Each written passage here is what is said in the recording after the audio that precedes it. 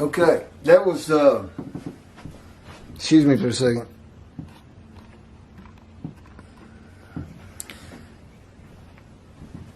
I guess the first half hour, I'm not positive.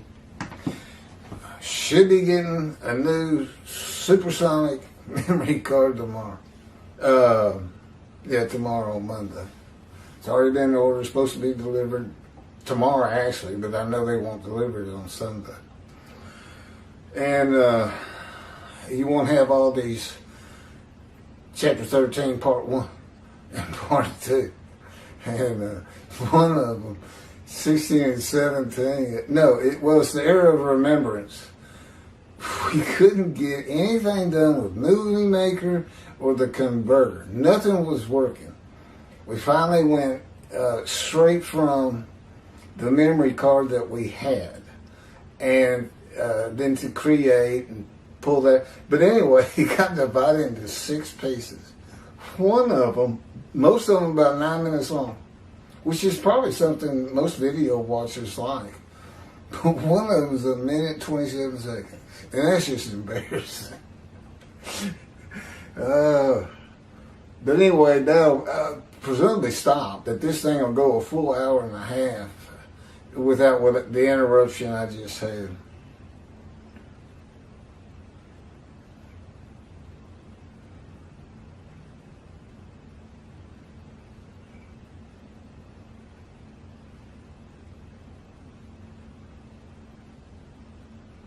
The Hebrew noun, pesher.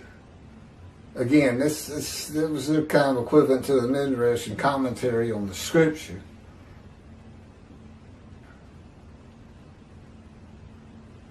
The Hebrew noun, pesher, is found in the Hebrew of the Qumran scrolls in the sense of, this is in quotes, meaning, explanation, interpretation.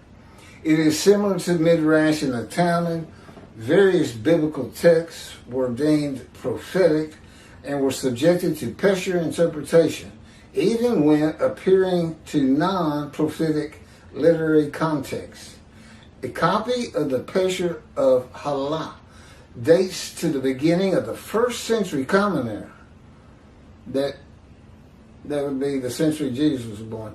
The pesher of Habakkuk attributes this technique to the founder of the community, teacher of righteousness. The Qumran sect, like the broader Jewish movement from which it sprang, took a critical view of the established orthodoxy of its time, believing Israel to be under divine judgment, regarding itself as the true remnant of Israel, and awaiting its imminent vindication at the end of days, as they call it. That's in quote, end of days. At the end of days, evil would cease. The wicked would be destroyed, and the righteous would live under a divine blessing. Okay, that's the day of the Lord. This is what he's talking about. There's about 7 prophets who mention the day of the Lord, and they all read pretty much like that. Some of them are more graphic as to evil being put to death in all kinds of various ways, this and that.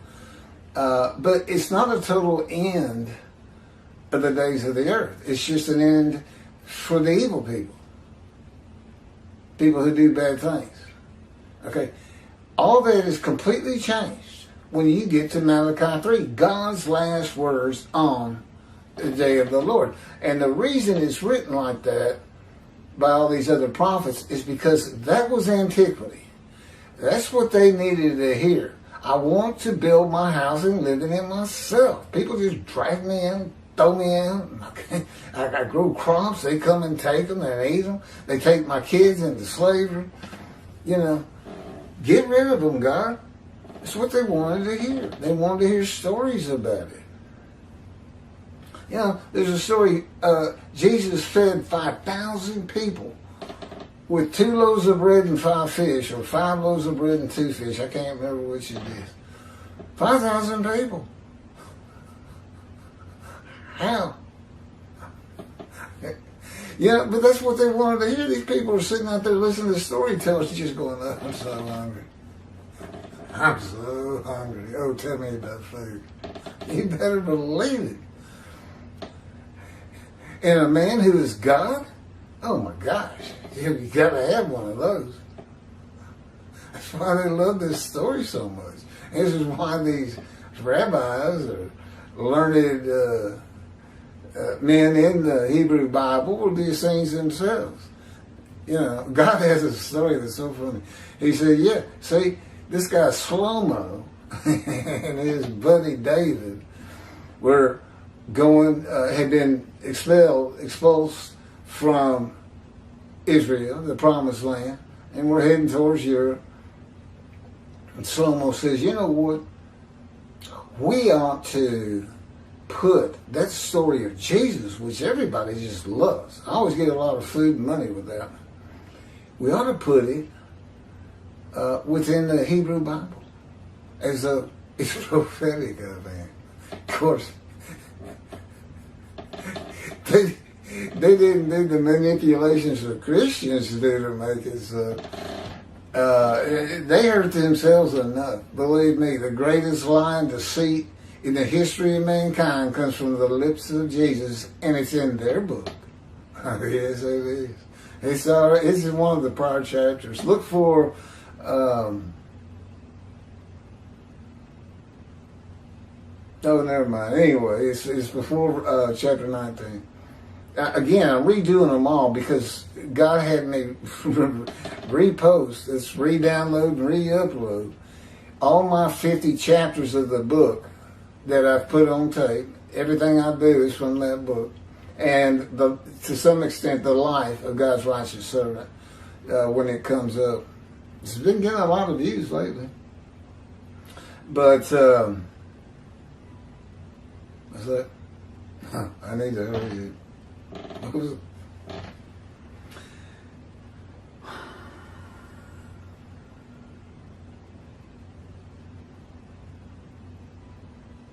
The Qumran sect, like the broader Jewish movement from which it sprang, took a critical view of the established orthodoxy of this time, believing Israel to be under divine judgment.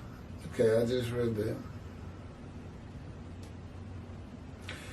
This is not unlike the teachings in Judaism today of a redemption, restoration, and exaltation with peace throughout the world when the Anointed One comes, who will perfect the world, build the temple, have the entire world speaking Hebrew.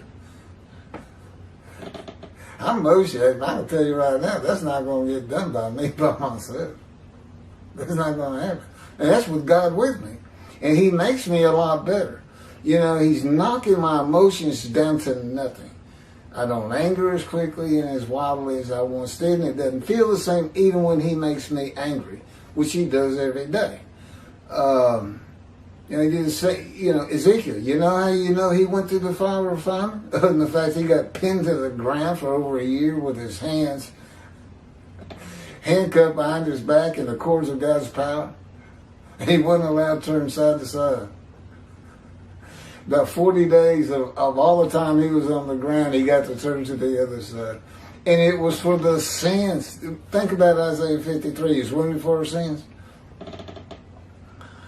It was for the punishment of the house of Israel and the house of Judah. Well, their punishment is because they were sinning. You may as well say for the sins of the house of Israel, you know, a punishment commensurate with them. But Ezekiel, I mean, you know, he's a good guy. He's aghast. He's being maltreated. That's how he would feel. I do too. You know, I'm a sinner. You know, I kind of fell into all of them except murder, one way or another, at one time or another. But I mean, I wasn't a habitual sinner. Pretty good guy, lawyer, you know, helping other people. But what? I gotta carry on. Thus saith the Lord. Redemption, restoration, exaltation, peace throughout the world. perfecting the world, building the temple. Everybody speaks Hebrew. It did not happen for them. Moshiach did not come in the time, because they were destroyed when the Jewish revolts came in 70. Yeah, they had to get out of town too. That's why we had the Red Sea Scrolls. They put them in great pots or something and buried them. And the whole Qumran community was ended up being destroyed along with the temple. And everybody was driven from the land. It's just Rome. And of course, Rome eventually falls, and they're not there. And anyway, that's the history of Israel. It's pretty complicated at times.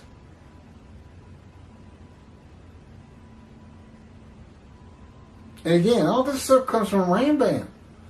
But your rabbis teach it as though it's come from the Hebrew Bible. I never hear them say, well, this isn't actually in the Hebrew Bible. This is what Rambam said. I've never heard them say that. No disclaimer. And yet their followers who don't really read the Bible, they just assume this is coming from God. This is something God said. And who doesn't want it? Knock out evil. Or take pain away. I'll be all for that. I've lived a life of serious pain. I got over 20 surgical scars. I was shot to the abdomen from 2 feet away. I impaled my right knee on a broken Coke bottle sticking out of the ground, all jagged like this. It's stuck in the ground. I was running. My dog ran between my legs. Even though I had reason to believe somebody turned my dog in that direction in his power. I go flying through the air, came down on my knees, but one of my knees came down on that bottle. So I'm in the hospital, and first doctor says, I can't do anything with that. We're gonna have to take it off. It was that bad, But no, I guess you could say a miracle happened. A doctor came by who could do it. I'm starting to blur again. I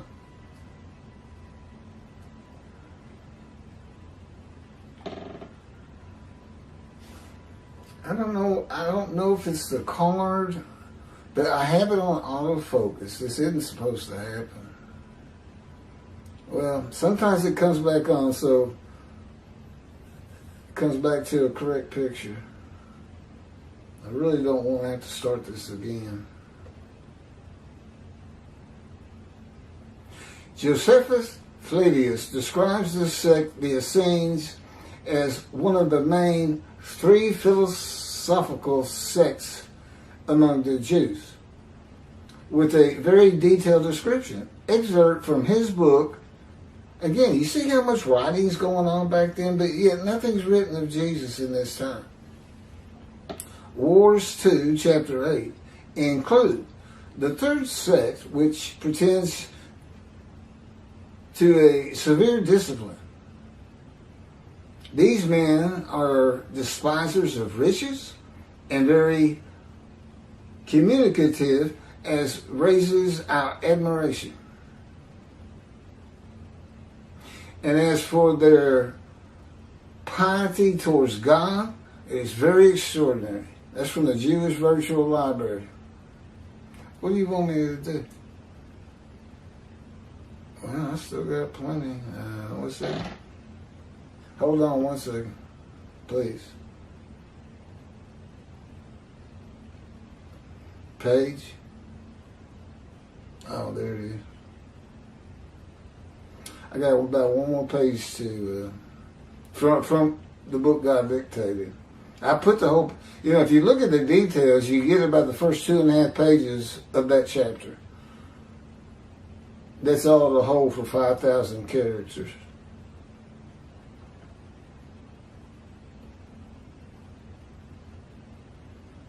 Now I got to find my place again.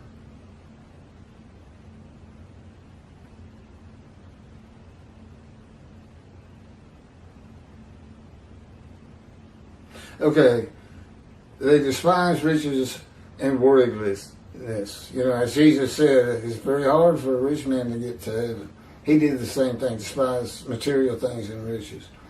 Paul and Peter all said Jesus was the fulfillment of Isaiah 53 and a teacher of righteousness.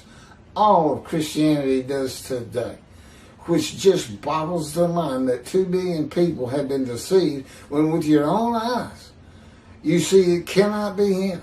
Wasn't crushed with disease, wasn't exposed to death, he died. Did not offer himself for guilt to God, which is the fire of refinement. Again, the people, the first 6 verses, they're all suffering from guilt for not obeying God's commandments, laws, and rules. Their lives are a mess. First 6 verses are combined by quotes. The people who say, who can believe what we have heard, are the same people who say, he was wounded for our sins. Our guilt was laid upon him. Okay? And it's written so that, well, that's too long of a story. But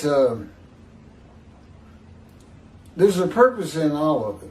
But the main thing is nobody can figure it out because God doesn't tell you about the fire of refinement, the boot camp for prophets. But we find it in Ezekiel. You can see him going through it. He means he God told him, Ezekiel, go to your house. I bind you with the cords of my power, and you shall not go out amongst the people. Isaiah, this is verse 8. He was cut off from the land of the living. Cut off. Means he couldn't get to it. All right, cut off from society. And silent as a lamb. He wasn't talking to anybody. Yeah, he's in there. Yeah, well, he told me, go your room. I don't have a house. I take care of my elderly parents who are in their 90s, and they have a condominium, and I get room and board for doing all kinds of things around the house and helping them out, doctors and everything else. It really was tough, but in the last 3 years, I finally started receiving Social Security. I give most of it to them to pay them back for the 13 years they carried me. But while I did this, while I'm doing God's work, he told me, you're not going to practice law anymore. We're going to let your licenses terminate. No more seminars, no more sending money. That was the second week. I said, what am I going to do for money? He said, you're not going to have any. And I didn't even respond to that. I was just like, okay. What does that even mean? I've never not had any money. Whew, those early years. We ought to do a book, just the early years. And there'll be another book on my life, towards the end of my life, after I've gotten to Israel and how all this pans out, and little extra stories on God and his personality. He's not just the angry God of the Torah and the Hebrew Bible. His personality is far-reaching. It's from, the most perfect person you ever wanted to meet. Nice, friendly, caring, to, a demon on the other end. He was mean. Capable of heinous acts. Oh, I forgot. Clearly, okay, but I got to finish this. This thing keeps blurring. I'm probably reaching 30 minutes, too. According to Josephus, the name of the gate in the southern wall of Jerusalem on Mount Zion was called the Essenes Gate. They had their own gate where they would tell stories. And of course, they would hear about Jesus if he wasn't a myth, which he is. Yes, he is. Certainly is. 3 religions of Abraham, only one's going to be right. It's the God of the Jewish people. That's who it is. No, there's no Allah. There's no Jesus. That's just the way it goes. Somebody's got to win out. Somebody's got to be right. Why not the poor Jews who went through the Holocaust and the hatred of the world for so long? The world which failed in being kind to the children God chose. Yeah, he ought to deserve a slap on the wrist, so to speak. The Essenes were writers and copyists and had their own gate in the southern wall of Jerusalem. Their founding leader claimed to be God's righteous servant, and so did Jesus. It is impossible to believe that the Essenes had not heard of Jesus. It is impossible to believe that they would not have gone to Jesus to question him and verify the stories around him and his claim of being God's righteous servant and write about him. A man that healed the sick, removed blindness, had the cripples walk, fed 5,000 people with 5 loaves of bread and 2 fish, walked on water, turned water to wine, raised the dead, was crucified, and 3 days later came back to life. I think he'd write about that. These people would. But they did. The Essenes were present in and around Jerusalem for 100 years before the birth of Jesus in the story, and another 40 or so years after his death, at the age of 30 by most accounts, in the first written story of him and his life in 70 commentary. There's not one word written by the Essenes of Jesus. There is no account in the New Testament of Jesus and an Essene. They don't mention the Essenes. You know why? I think it's because they're known as writers and copyists. And whoever was putting that book, that first gospel together said, don't even mention them. They write about anything. They're like reporters today, I guess. I know it's blurry, and I'm almost done. Bear with me. I don't want to redo it. There are no writings by Jesus. Nothing was written by his disciples. There are no writings by Herod and Pilate or any Roman newspaper, poem, or book of this man who healed the multitudes, fed the poor, walked on water, raised the dead, turned water to wine, was crucified and rose from the dead to human life, and then rose to heaven. It's just not out there. 2 more paragraphs. While there are 3 Gospels under the names of 3 disciples, they are all considered pseudepigraphic, which in Greek means falsely attributed. You would write something and then oftentimes attribute it to a character in the story, just to give it more veracity.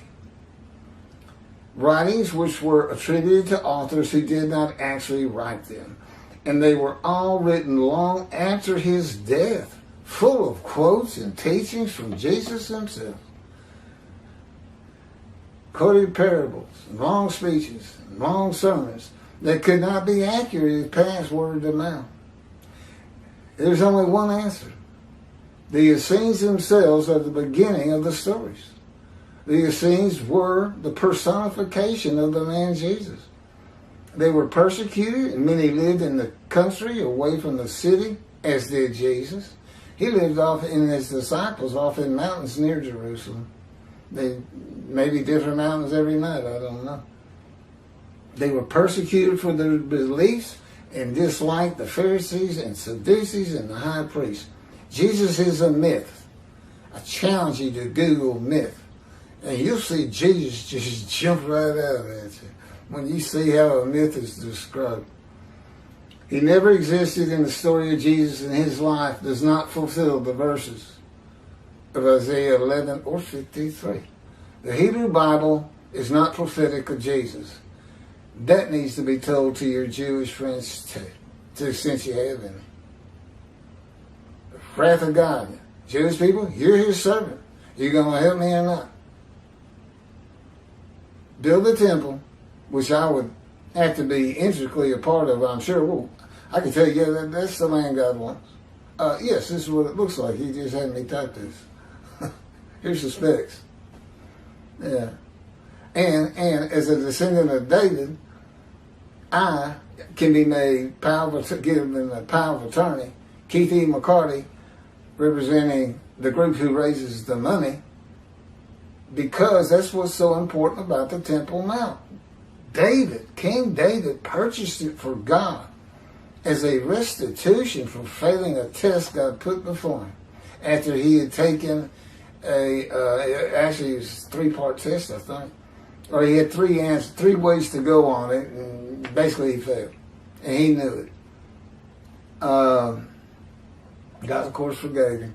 But he purchased it. That land is the Temple Mount. He purchased that for God. But, I'm a twig. but I'm on his ancestral tree. If this is what's so important, people, if it's a hang-up, I mean, why haven't you built it? Build the temple, never defeat it, disperse again. Don't build it. When God comes, he's coming with utter destruction to the land of Israel, and what he means is his creation is going to bring utter destruction to you, Jewish people, Israelis. You know, why don't your rabbis teach that? Maybe it's because it puts you in a mood that you don't want to donate. Maybe they just you like to hear about no pain in the world perfected, evil gone. Huh? Yeah, that's what Rambam did too. And that's where they get it from. And that's why they're all dismissed. Because that's what Judaism is today. Whether a particular rabbi teaches it or not, he is part of Judaism. Nothing else. He needs to be proactive. In any event, dismissed. I am the only teacher he recognizes. That's in the Hebrew Bible. And I teach these books. And I'm doing it right now. But I'm not going to go build a temple by myself. What does that even mean? If Moshiach does that, he is the Moshiach. If the dead rise, he is the Moshiach. Look, this guy, he's in the early Middle Ages, okay? Still believing in the resurrection of the dead, which we, by and large, don't believe in anymore, despite all our movies we enjoy. You just can't take the dust of people 1,000 years ago and make them human again. And God provides for you. You got to know how the Bible reads. You can take apart. This was written for antiquity. That can't happen today. And this was for us. Chapters 1 through 10, 1 and 10 of Ezekiel is spiritual heaven. The eyes and the wheels and on the creatures are the spirits of the Jewish people being picked up left and right, east, west, north, south. And then in chapter 10, same groups, same creatures, lift up and take this wheel works that they're in, the spirit's in, to God's house. I was going to say platform of heaven, but to God's house, and God is above that. He's there. That's spiritual heaven, people. Okay, but what do we have in 37? God says, Ezekiel, let's go to the valley of bones. Ezekiel, say this, rise, old bones, rise. And out of nowhere, flesh and muscle and internal organs and stuff start slapping on those bones, and they become the people they once were. Okay, you won't believe in that?